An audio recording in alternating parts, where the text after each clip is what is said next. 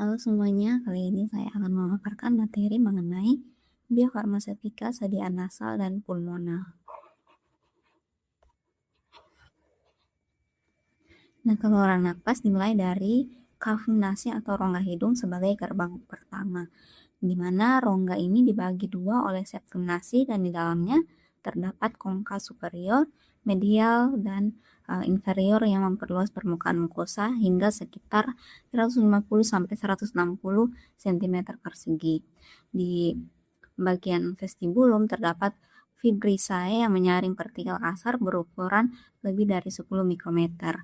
Epitelnya bertipe pseudotracheate ciliated columnar. Nah, silia pada epitel ini adalah pembersih aktif. Panjangnya sekitar 6-8 mikrometer, berjumlah 200 silia per sel dan bergerak 10-15 kali per detik secara terkoordinasi dalam pola metachronal wave. Nah, gerakan ini mendorong mukus ke arah faring melalui proses yang disebut mucociliary clearance. Fungsi silia ini dapat terganggu oleh rokok, infeksi virus, polutan, maupun sindrom Cartagener. Selanjutnya, mukus merupakan sistem pertahanan fisikokimia utama saluran napas, di mana diproduksi oleh sel goblet dan kelenjar submukosa. Mukus terdiri dari dua lapisan, solayer atau lapisan perisiliaris yang tipis sekitar 7 mikrometer sebagai tempat silia bergerak, dan gel layer yang bersifat viskoelastis untuk menangkap partikel dan patogen. Komposisinya terdiri dari 95% air, musin MuC5B dan MuC5AC, lisosim, IgA secretory, serta defensin. Nah, secara normal tubuh memproduksi sekitar 1-1,5 liter mukus per hari. Itu merupakan volume yang sangat besar untuk sistem pertahanan lokal.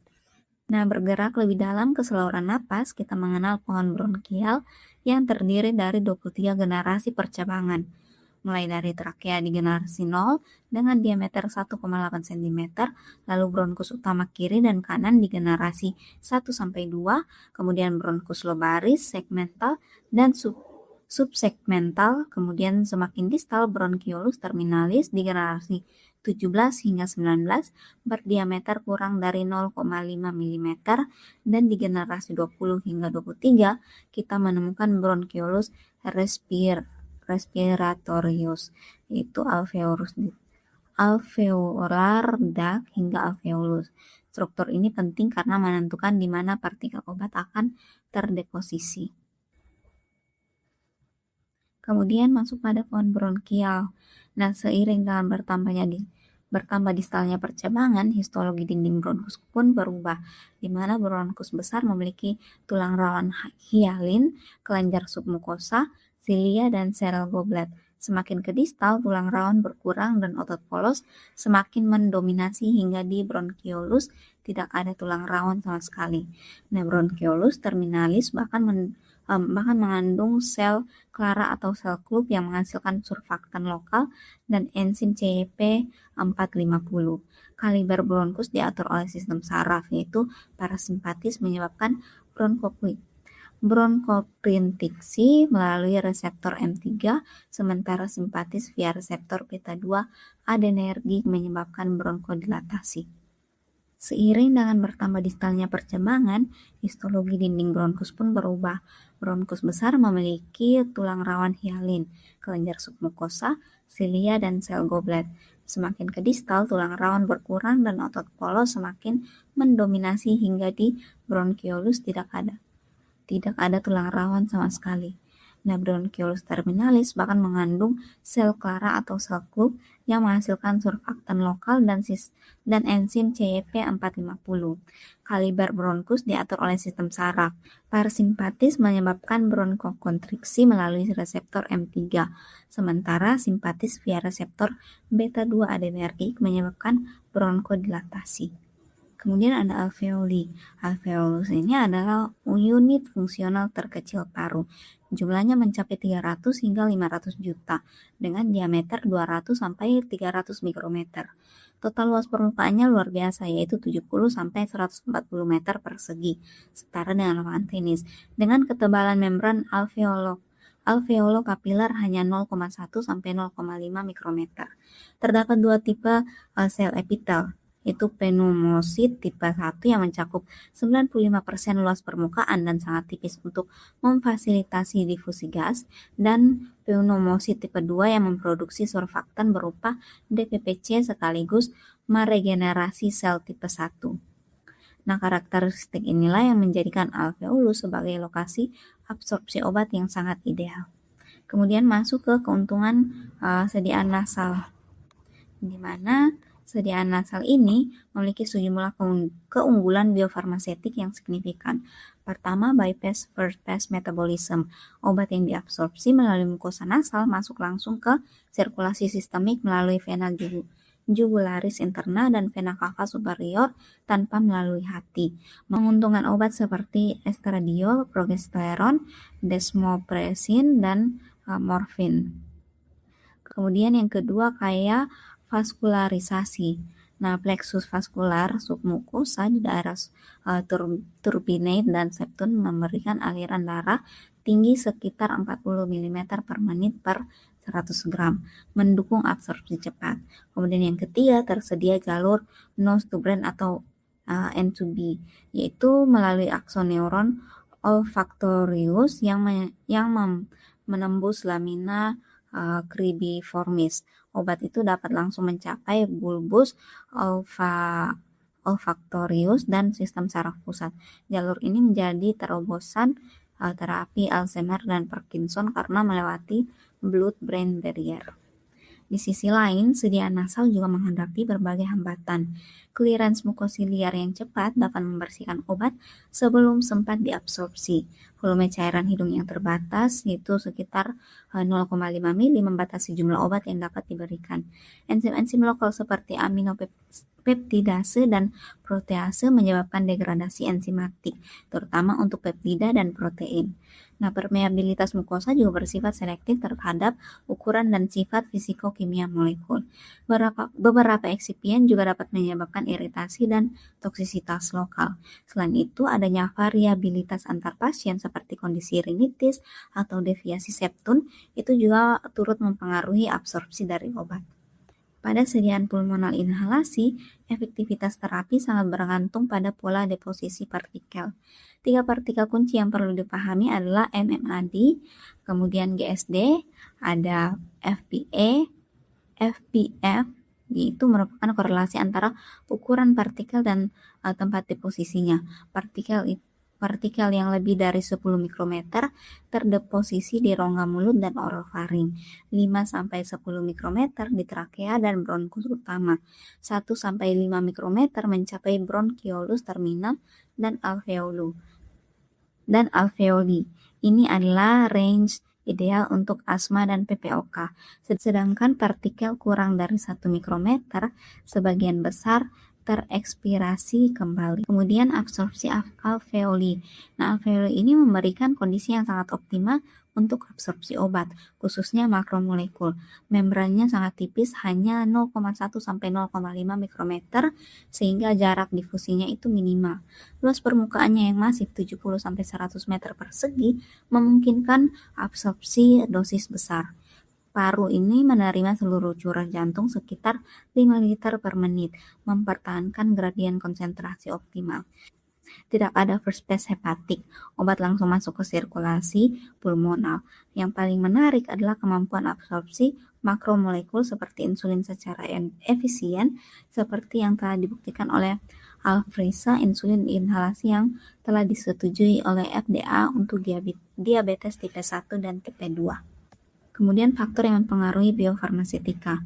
Nah, biofarmasetika sediaan nasal dan pulmonal ini dipengaruhi oleh dua faktor utama. Nah, faktor fisiologis pasien meliputi volume cairan mukus, laju pernapasan, geometri saluran napas, pH cairan saluran napas, serta aktivitas mukosiliary clearance. Faktor formulasi meliputi kelarutan obat dalam cairan surfaktan paru, termasuk disolusi partikel di permukaan alveolar. Kemudian partisi obat ke dalam lapisan surfaktan yang berkolerasi dengan log P. Kemudian aktivitas biologi surfaktan untuk menjaga stabilitas alveolar serta kecepatan dan efisiensi absorpsi ke kapiler. Adapun mekanisme deposisi dan absorpsi, terdapat 3 mekanisme utama yang mengontrol deposisi partikel inhalasi, yaitu inersia impaksi, terjadi terutama pada partikel besar yang tidak mampu mengikuti belokan aliran udara, sehingga menabrak dinding saluran napas. Itu relevan untuk orofaring dan bronkus besar. Kemudian sedimentasi gravitasi terjadi pada partikel menengah yang mengendap karena gravitasi saat aliran udara melambat di saluran napas distal. Nah, difusi Brown mendominasi partikel yang sangat kecil, kurang dari 1 mikrometer yang bergerak secara acak akibat tumbukan molekuler dan akhirnya bersentuhan dengan dinding alveolus. Setelah terdeposisi, obat harus melewati beberapa lapisan membran untuk mencapai sirkulasi sistemik. Pertama, lapisan surfaktan atau mukus. Obat berdifusi melalui lapisan cairan di permukaan alveolar. Kedua, epitel alveolar tipe 1 melalui 2 jalur. Difusi pasif transseluler untuk obat lipofilik dengan log P lebih dari 0 dan transport paraseluler untuk obat hidrofilik kecil dengan bobot molekul di bawah 100 Dalton melalui tight junction. Ketiga, membran basal yang relatif mudah ditembus. Keempat, endotel kapiler paru yang sangat permeabel. Terdapat pula fagositosis oleh makrofag alveolar. Mekanisme ini sebenarnya dimanfaatkan dalam terapi TB paru untuk mengantarkan obat langsung ke makrofag yang terinfeksi. Kemudian untuk parameter BABE-nya, yaitu pengujian bioavailabilitas dan bioekuivalensi tersediaan inhalasi menghadapi tantangan khusus. Untuk obat beraksi lokal seperti kortikosteroid inhalasi pada asma, konsentrasi plasma itu tidak mencerminkan konsentrasi obat di target paru, sehingga diperlukan uji klinik endpoint seperti FEV1 dan skor gejala, disertai karakterisasi in vitro komprehensif. Selain itu, bioavailabilitas sangat bergantung pada desain inhaler, seperti MDI, DPI, atau nebulizer, serta formulasi dan teknik penggunaan pasien. BE generik harus mendemonstrasikan ekuivalensi pada device dan formulasi sekaligus. Nah, variabilitas teknik inhalasi antar pasien dapat menghasilkan variasi di posisi paru lebih dari 50%, mempersulit penerapan parameter BE. Parameter kunci dalam uji BABE kesediaan inhalasi mencakup 6 hal utama. AUC atau area undercurve mencerminkan paparan sistemik lokal. Cmax dan Tmax menggambarkan kadar puncak dan waktu pencapaiannya. APSD atau Aerodynamic Particle Size Distribution mengkarakterisasi distribusi ukuran partikel aerosol. FPD atau Fine Particle Dose adalah dosis partikel halus yang benar-benar mampu mencapai saluran napas bawah. Kemudian ED atau emitted dose adalah dosis aktual yang keluar dari inhaler. Kemudian lung deposition scintigraphy menggunakan pencitraan gamma dengan TC 99M atau PET scan dengan F18 untuk memvisualisasikan distribusi obat di paru secara in vitro. Kemudian korelasi data in vitro, di mana cascade impactor merupakan alat standar untuk karakterisasi distribusi ukuran partikel aerosol inhalasi, bekerja berdasarkan prinsip impaksi bertingkat. Terdapat 3 jenis utama: Anderson Cascade Impactor dengan 8 tahap pada laju alir 28,3 atau 860 liter per menit. Next Generation Impactor dengan 7 tahap lebih separator yang lebih sensitif dan presisi, serta Twin Impenger sebagai metode sederhana yang membagi partikel menjadi 2 frak. Selanjutnya terdapat 4 jenis perangkat inhalasi utama dengan karakteristik masing-masing. MDI atau Metered Dose Inhaler menggunakan propellan HFA menghasilkan aerosol 2-6 mikrometer mmAd, portable dan dosis terukur akurat namun memerlukan koordinasi tangan dan napas.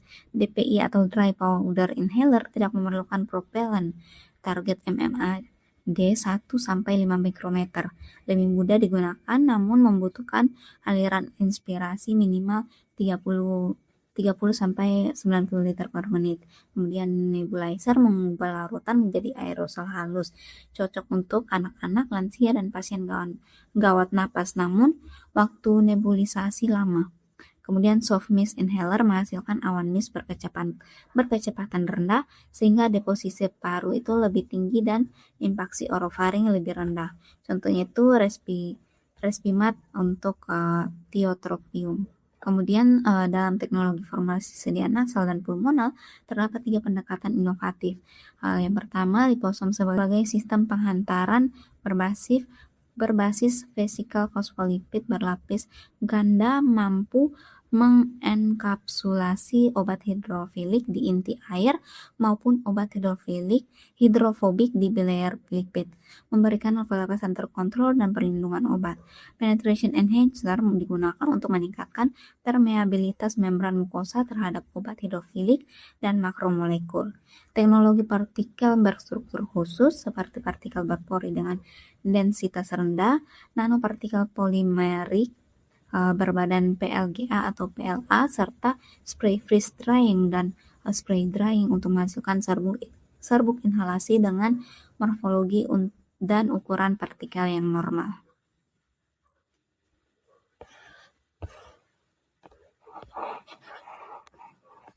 Untuk evaluasi sedia nasal dan pulmonan mencakup rangkaian uji yang komprehensif.